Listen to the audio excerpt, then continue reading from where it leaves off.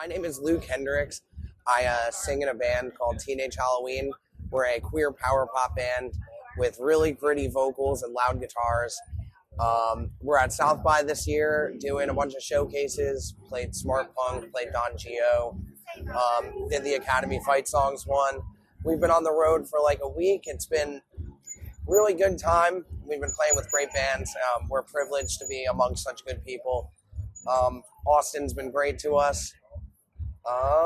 Yeah, we're just doing this and trying our best to keep ourselves full of energy and active with the whole like playing 2 shows in a whole day thing. Yeah, well, I mean, there's no shortage of energy drinks at the very least. Yeah, exactly. Like people are getting the vodka Red Bulls because they want to get both sides of the spectrum. There you go. Yeah. So you guys are from Asbury Park, right? Mm-hmm. Yep. Is that, I guess, where you're from, or just where you're based now, or how did? So I was born in Ocean, New Jersey, which is 10 minutes from Asbury Park. Okay. We say Asbury Park because that's where we've played the most, and that's where our band is like locally, like that's where like the scene we've cultivated is. Asbury is a really cool scene. It's on the shore in New Jersey. We've been playing shows in Asbury Park since like 2014, since I was about like 16 years old. Wow. Same band name, just I live with my parents in Ocean, so I'm home a lot and I'm doing like music stuff. I've lived back and forth in Philadelphia and New Brunswick, and we are now just keeping it in Asbury. I don't know. We're probably like Eli, who plays guitar for us, lives in Brooklyn, and then Trisha and Pete, who play bass and drums, they live in Woodbridge and Wall, which are both like 30 from Asbury, like 25. Okay. Yeah. Yeah, so you're all pretty. Yeah. It's like a local like center. Yeah. For Like us. central location. Yeah, so we just call ourselves based there because that's like mainly where the local venues are at. Right. So how does the scene in Asbury Park Central compare to what you've seen so far in Austin? It's similar in a lot of ways, but it's also incredibly different. Asbury is very heavily like it's very like insular and small, and there's like a couple bands that people come out to see, and there's like a lot less going on than there used to be. But like when there is stuff going on, people are really excited about it and like keep the hype going. But in Austin, it's just everywhere. Like we've been like going all around, and there's just people everywhere like seeing bands they've never heard of and like enjoying it and supporting it. Which Asbury's similar in the way of it being like a big bar scene. So like Austin and Asbury have that going for it. Like everyone's walking around going to different bars. But Asbury is just a lot less active in terms of like the music scene at the moment, just because there's a lack of venues right now. A bunch of places closed. There's been like gentrification. We're still trying to rebuild stuff. We have our friends at House of Independence keeping stuff together right now. A couple new venues opening.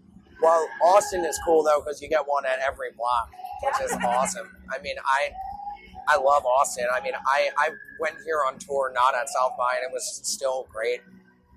People are just partying. I love Daniel Johnston, so I already had a soft spot in my heart for it. I don't know. It's been nice. The food here is 10 times better than Asbury Park. Asbury Park, having a beach, one-ups Austin because I love beach life. I don't go to the beach much, but walking past it and having it around just brings like this very like specific energy that I love, like that I got when I was in California and stuff. Yeah. But yeah, Austin is great in terms of culinary and music. I mean, it's cool. Awesome.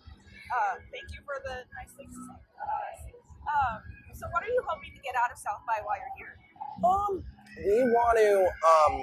We want to meet more bands. We want to just we're trying to do this as like a thing where we can like just meet as much people as possible and like create more like national connections and stuff. Like I don't know, South by is like it has its ups and downs in terms of like the things that it does for music, but we are happy to be here because it's like kind of like Fest, how it's like we're with a bunch of bunch of bands that we've like met on the road and stuff, and it just feels like we have this little community that's like right in front of us, which has been great. I mean, it's great to have like all of your friends you meet everywhere in one scene, Right. like one scene right now, Yeah. and it's cute, you know. So you had mentioned earlier you've been playing, under the same band name since like 2014. Yeah. How'd you come up with it? I listened to a lot of Jeff Rosenstock in high school, and the Teenage Halloween line was like the first half of a line in a song called Twinkle, and I loved like I loved the energy that those two words had when I was like 16 and like trying to make a punk band. It's just like complete joy, you know, like Teenage Halloween. Like, what's better than celebrating Halloween in high school, you know? And we never changed the name because we just kept going, and nothing ever occurred to me that like made me want to change it. So I don't know. We're here. I mean, I like it. I think it fits. Thank you. Yeah. So you just touched a little bit about on, I guess, some inspirations for you. What kind of influences do you have within your music or inspirations? Not even necessarily musically, but just from anywhere. What speaks to you when you write? I think a lot of the important things that come to mind when I'm writing songs is specifically I try to equate personal struggle in a way that can be relatable to other people, so it's not like a selfish performance, because I want to be able to like connect with the audience in a way that like is like right in your face and like we are sharing an experience. So I try to be like very broad with like things that I'm dealing with in ways that like people can just like grasp onto and like create their own meaning to it. And I write all my songs about like being queer and like struggling with finding identity, like trying to touch upon like who the fuck I am after like so many years of being confused about gender. And the music is also obviously like based around depression and how like depression is caused by said thing. And I don't know, like I think I usually write when I have like a very like tough thing going on in my life. Like I start getting a lot of influence, like where I'm like feeling a very vulnerable way where I need to say something, but I don't know who to talk to. So I'm just kind of talking to myself, and then it becomes me talking to the broader audience. It's not exactly the healthiest coping mechanism, but I'm riding with it, and I mean, like I feel like we've definitely made great music with it. I mean, it's like musically, I'm just heavily influenced by like bands like Descendants and like Against Me and like Superchunk, Archers of Loaf, Dinosaur Jr., Bill to Spill, like those kind of bands for sure. And then I don't know, it's all just it all culminates into one thing. I don't know. Awesome. Because the music is heavily like stream of consciousness, so it's like the emotion plus the music I've been listening to coming into one thing just becomes us. Yeah, it's so. It's like your diary in a way. Exactly, like it's just live journaling with melody. Yeah. I love that. One of my questions was like, how long have you been together? But I guess, how have you grown as a band since you've been together? So we've switched lineups for many, many years. This lineup has been the longest running lineup we've had. Me, Eli, Trisha, and Pete have been this band for 4 years, and Eli's been in the band for like 2 years prior to that, 3 years prior to that, and throughout the years, I mean, it's just grown because I've gotten like more established like road members like that are good with like touring and stuff, and a lot more. I've been definitely like a lot more aware of like people's different emotional stuff. Like I've been very, I don't know how to explain it, but very like open and like choosy about the people I choose to let in, and like the people that I have right now are my best friends. So I feel very feel very comfortable with them. And this is, as a band, I think we've obviously grown in sound because we practice a lot more, but we've also grown in terms of like the personalities and how we all gel. And I think this is the strongest lineup we've had, so I'm super proud of it. This isn't in my questions, but you made me think of it. Like I've gone to a lot of panels the last couple of years about mental health in the music industry. And Yeah. It's a really big, important thing for me personally. I like what you were saying about really like surrounding yourself with people that you vibe with and people that you're comfortable with. How has your mental health necessarily or not, I guess, really been affected by people being morbid? Like people, like I guess people that you choose to have around you or not. How has that affected your mental health as a person, as a musician? Well, I think I've definitely chose people to be around that are like people that I trust, and trust is like the most important thing about touring. And I feel like my mental health will always be fluctuating, so there will be some days where I'm just like completely like spiraling and no one is good for me. But like the people that I've chose, I truly trust, so it's helped a lot in terms of my my overall well-being on tour. I don't know if that was like an answer to your question. No, yeah, it definitely is. I'm trying to get a lot more, in conversation with people in the music industry about mental health because it is so turbulent.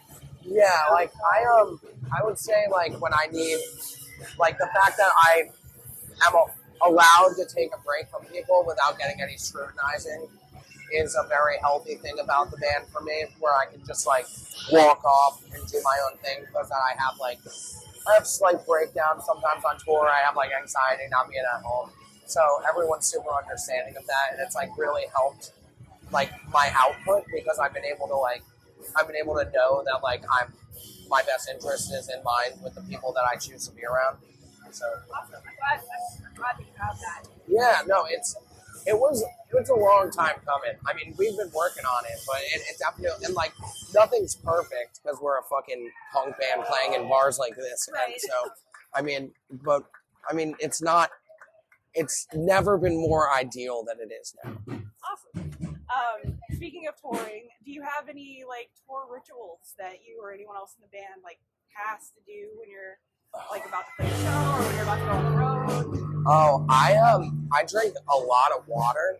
Okay. Like this is a new development, because I was like not a hydrated person for a while, and my new ritual is I've been just obsessively drinking water at shows, and it has made such a difference. I go outside for a couple hours in the morning usually, like have like a cigarette, like drink a lot of water. I try to get as much alone time besides sleep that I can.